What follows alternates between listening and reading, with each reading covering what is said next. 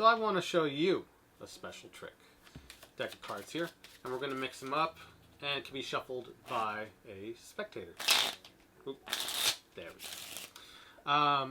And after they've been heavily shuffled, we're going to dribble cards across like so, and we're going to have 2 cards selected. So as I go across the first spectator, they say stop here, let's say, and the second spectator says stop, let's say, right there. And these 2 will be the cards that are memorized. Hopefully the camera can see it. Okay. And then we'll put them back in the same order. 1, that'll be the first one. Okay. And mix it on up and give it a good shuffle. And number 2, let's say over here. Okay, and that'll be number 2's second person's card. And the cards will be, again, mixed up very, very heavily.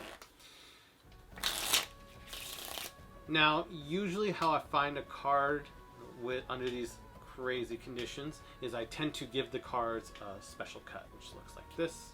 This is called the Melanie cut, which I used to say was named after a crazy ex-girlfriend. Oh, and I believe I got the first person's card, and I believe it is the 9 of Hearts. Yes? Okay, that's one of them. First card down. Yay! And we'll leave that right. Hold on, let me take a drink. That right there. Stay. Okay. And now, second person's card. Yes, yours. I have to find your card as well. It could be like something like 2 diamonds. It could be king clubs. I don't think it was. They go, no. To find your card, I need to give it a cut, if I may. Right here. Right here. I believe I got it. Your card must be the 5 of diamonds. And they go, no. I'm like, dang. Then you know what we have to do? We have to give the deck... tongue-tied today. If I give the deck a shake, then we can spread through. And your card will appear different than all the other... The 9 of Hearts again. Huh. Wasn't that your card? And they go, yeah. Well, if the 9 of Hearts is over here, then what... And the spectator can do all this themselves. And they could see an amazing moment has happened. I'm Dan.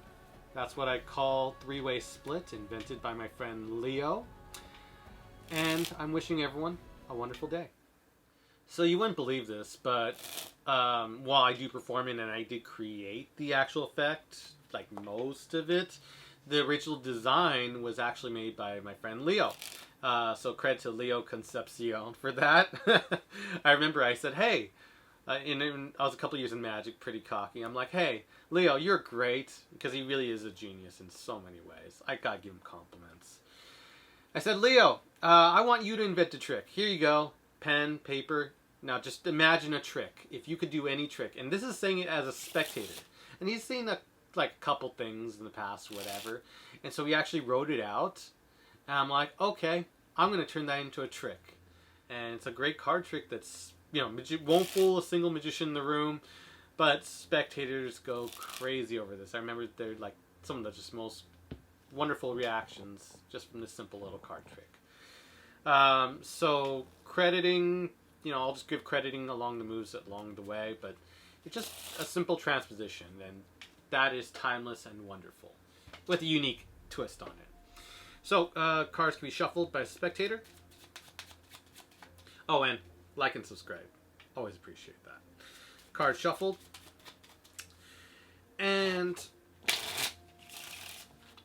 after they've been shuffled, you take back the cards. And then you can just start off by a dribble. Okay? And we're going to have 2 cards selected. So dribble. They take their card. Dribble. And they can take their card. If you want, you could have a table, but not entirely necessary.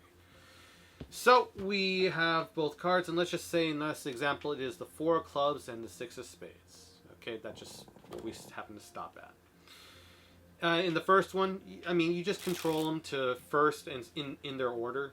4 of clubs, then 6 of spades, to the respective first and second from the top of the deck. And you can do it however you want. There's like a million methods for any card techies out there.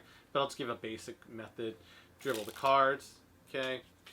Show the card, pull it back, do the Brad Christian popularized dribble from the back forward gesture thing. I don't know what to call it. Get a break, lift up at the break, the mount size break right here. We lift up on it. Get a break below, or below this packet, but above the selection. And then do whatever technique you want to control to the top, be it triple cut, boom on top. Again, that's just half the cards above the break, cutting at the break, all the rest of the cards, boom. Or just a double undercut, whatever you feel like. Second one, again, whatever you feel like. I'm not judgmental. And I could just do it the same way, double undercut. Okay? And then we can shuffle the cards, maintain the top stock, so we got those cards just fine. And after we've done that, actually, wait, I'm thinking 4 clubs, if I have that returned, their card. So actually, when we have the cards returned, this is just a side note, just so you don't get confused. I might have confused some people.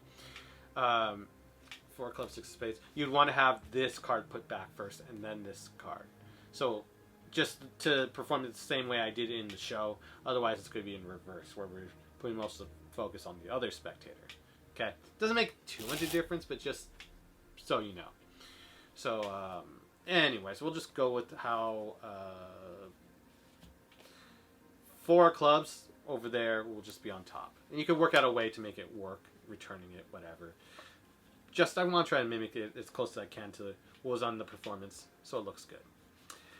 Anyways, we got the 4 clubs and the 6 of spades right there, and they're controlled to the top. So, in action, spread, take whichever one, double undercut, and it's controlled to the top, and we can even top stock control to keep it on top. And then we swing cut, again, whatever method you want to do, swing cut some on top, maintaining a break, do a triple cut, and we've got both on top. Okay? From there, we then give a fancy flourishy cut. So we learn a fancy flourishy cut. If you want my Melanie cut, I'm going to do a remastered version of it in just a little short while, so you can check that out. But, you know, the Melanie cut just looks like that. It looks so cool. Completely false, so you're able to maintain the cards and the whole entire deck. So it's pretty worth it to learn. And I invented it so many years ago. It's such a useful cut. Anyway, so you do whatever cut you want, get a break on a double however you want, and then double lift to show the card. And so I showed 4 clubs. Your card! Yay! After we've shown the card, okay, then we turn the double down and then deal it to the side. Okay? And we put something on top of it. It could be a card box, it could be a cup of water, whatever, secure it right there. Okay? So there's a focus point, and yeah, let's just say 1 down and 1 left to go. Then we're going to go right into the Browie move by Gene Hugard, Fred Browie.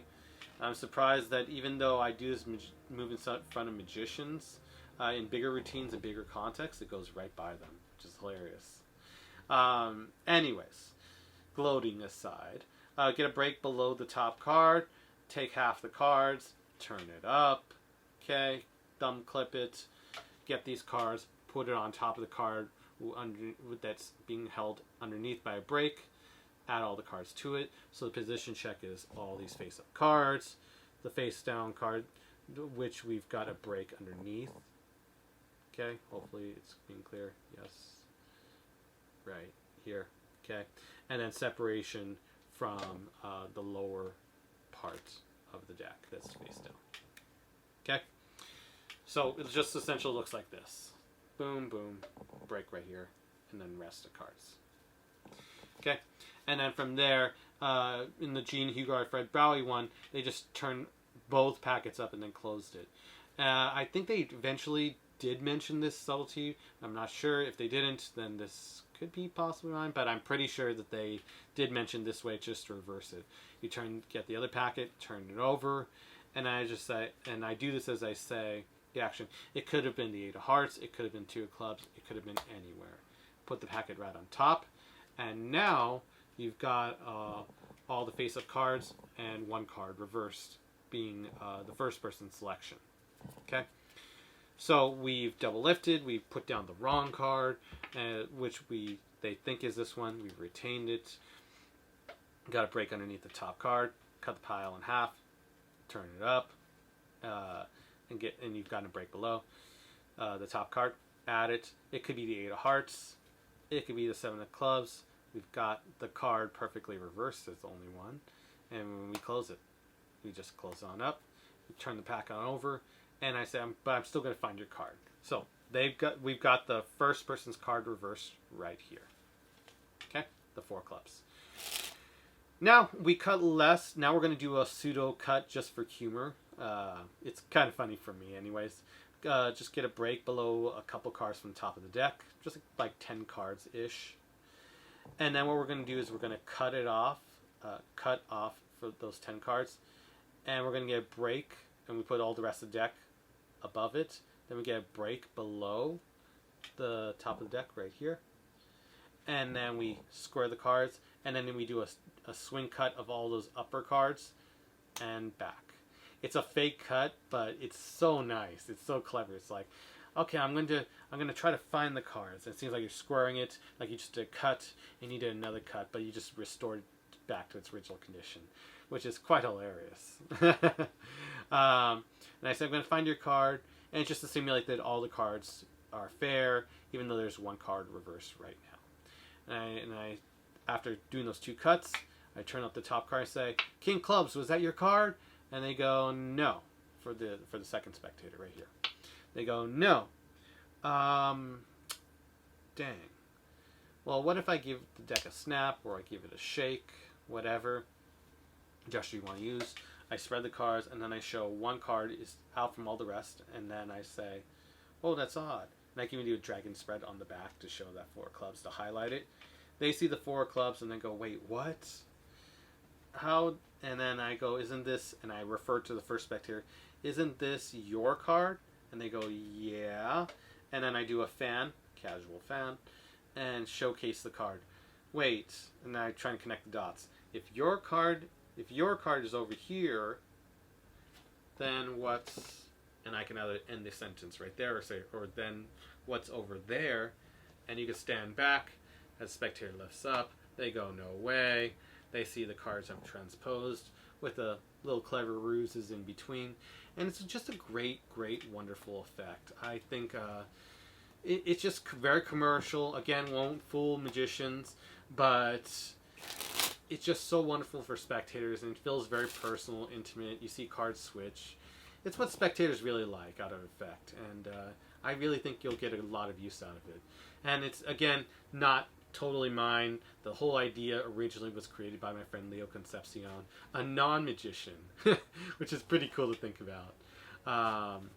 So with all that said, I hope everyone's having a wonderful day. I hope this tutorial makes a little smile in your heart. And with that said, like and subscribe if you can for more magical content. And if you haven't seen this video or this video yet, definitely check them out, and I'll see you in the next one.